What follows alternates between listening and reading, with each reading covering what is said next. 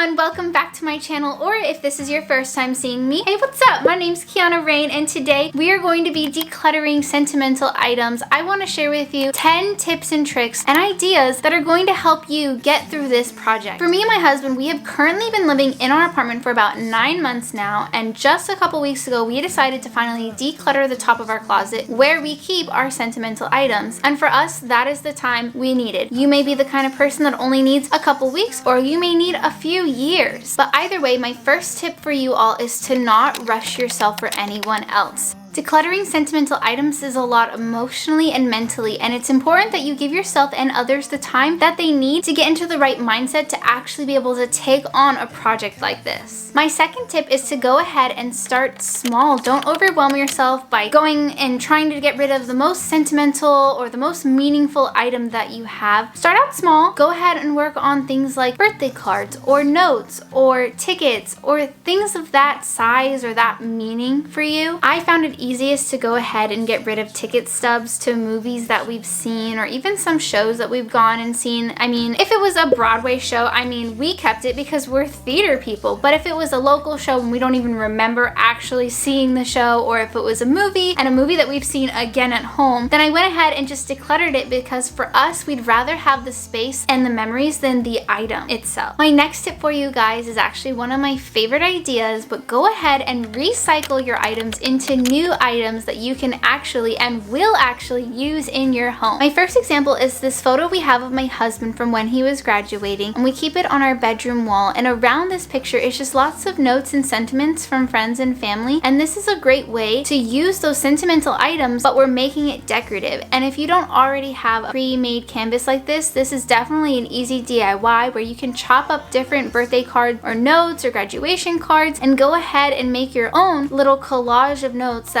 go around the photo, or you can be even more creative with it and the photo doesn't have to be in the center, or you can do a collage and make it a piece of artwork that you can have right there on your wall. Items like these are really great to have in an office space, especially when someone's working from home, and I know a lot of us are now. My next idea is taking old t-shirts and getting them made into a t-shirt. Well, there are lots of companies that do this. You can find them online or locally, or if you happen to be an expert quilt maker like my mother-in-law, then you can go ahead and make it yourself. Go ahead and make that your summer project or your weekend project, however long it takes you to make a quilt. I'm pretty sure it takes quite a long time, but we have tons of t-shirts from when we were in high school, when we were in college, from times we've done shows, from times that I've worked at certain companies, and I have lots of t-shirts from different events or shows that we've worked on, and I want to remember that. And I kind of just picked my favorite, and then I decided what I wanted to go in a quilt, and you can arrange them in whichever way you want. If there's quotes on a shirt that you really like or artwork that you really like, and then that's a blanket you can have in your home always. And the great thing about that is it can be a useful item, but you don't have to have it on display if it doesn't match your decor or doesn't match that season, and it's just a great item because it's still bringing use to your life and to your home without feeling like it's taking up too much space. I always think a home feels super warm and inviting when I see the experiences that people have lived or the places they've gone or the things they've accomplished. I love seeing that on people's walls, and I love seeing people be proud of themselves and put that on their walls, especially in offices. I feel like that is a place to really feel welcoming. I feel like an entryway is a great place to put family photos or travel photos and really make your home feel filled with the life that you've lived. My fourth tip for you all is to go ahead and make these items digital. We are so lucky to live in a digital age, and we have access to different kinds of technologies. And the one I'm going to be recommending to you all today is an app called Genius Scan. It is completely free to use, and what I love about Genius Scan is you can do it completely from your phone or iPad. You can simply just take a picture of something and it'll scan the item for you and then create a PDF document for you that you can store on a hard drive or in your Google Drive or anywhere that you would like to keep it in the digital world. And you can do this with things like pictures or artwork or documents that you really want to keep. And if you don't want to scan your items, you can just go ahead and simply take a picture on your iPhone and keep that picture forever. And to piggyback off of that, my fifth piece of advice for you all is to remember that the attachment you have to the item is not to the item,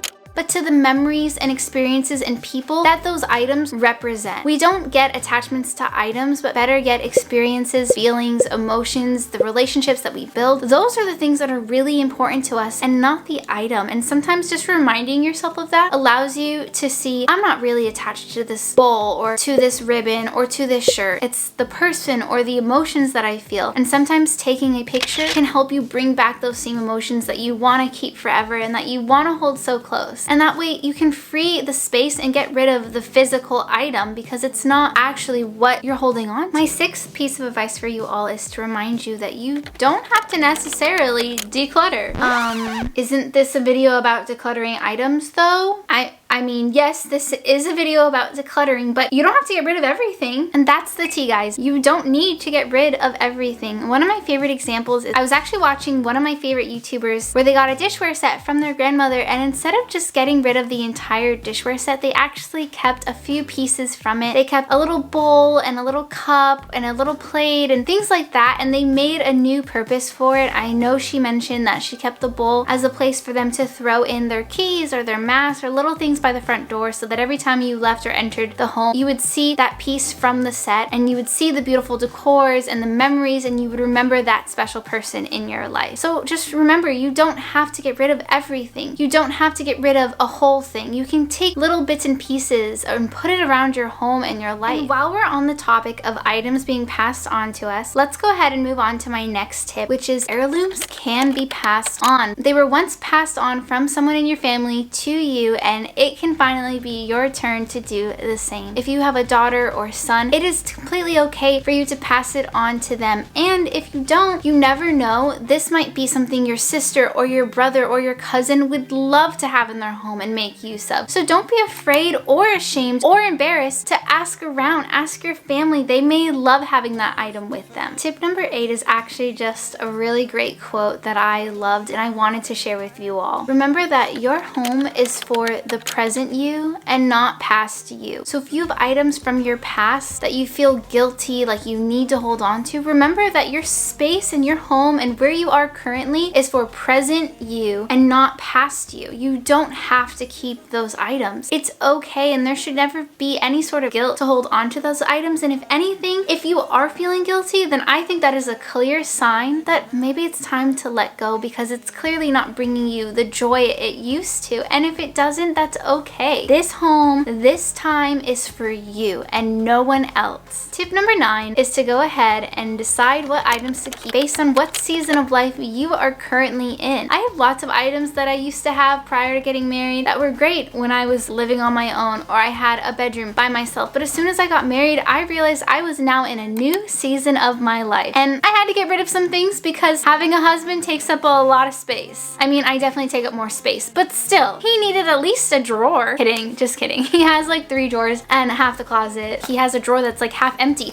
How do boys have drawers that are half empty? I don't know. My point is, things come in and out of your life, and that's okay. Just as people and things and events and times of your life come and go, as should the items in your house. Remember that the next time you need to declutter something sentimental from a past you. If it's not in this season of your life, then goodbye. Thank you for the experiences and the memories, but you are ready to move on. Otherwise, you wouldn't be watching this video today. And for my final tip number 10, do not chase a trend. Do not declutter your sentimental items just because you want to chase that minimalist trend. I know that's so popular right now, and I know the idea of minimalism living is really attractive. I know it seems so great and ideal, but if that's not you and that's not the kind of person you are, then that's okay. There's no guilt or shame in keeping things or having things or putting pictures on your wall or having quotes or having all of that sentimentality literally splattered all over your house. If anything, it's a different kind of beautiful. Embrace your beautiful. That's perfectly okay. And I just want to put that reminder out there because I found myself a few years back chasing that minimalism trend, and I wanted to have that Pinterest bedroom bedroom. I wanted to have those clean white lines, and now I'm in a different space, season, and time in my life, and I want something new, and that's okay. I've now found that I love having color in my home, and like 3 years ago, you wouldn't believe it, and even now, I'm sitting in this all white bedroom, white walls, white bedding, a white couch, white curtains, but y'all, now there's colorful pillows. Colorful pillows! I've grown, I've changed, I've evolved, and so will you, and that's okay. So just remember that if you're decluttering something because you're trying to follow a trend, just remember that you might rather have that item than have that standard that we're chasing because of Pinterest or Instagram or even YouTube. Anyways, I really enjoyed just doing a different kind of video, sitting down, talking to you all, and I really hope I made this project a lot easier for you. If you liked this video, please give it a thumbs up. That really helps to support my channel and this video and the content that I make. If you love this sort of content and you want to create a better lifestyle for yourself, then make sure you subscribe down below. I have tons of content coming for you guys and already some really awesome content that's currently on my channel. If you want to see me more than just once a week, make sure you go ahead and follow me on my Instagram account. I will go ahead and leave the handle right here for you all. I will see you next week with a new video. Thank you guys. Bye. What was I gonna say?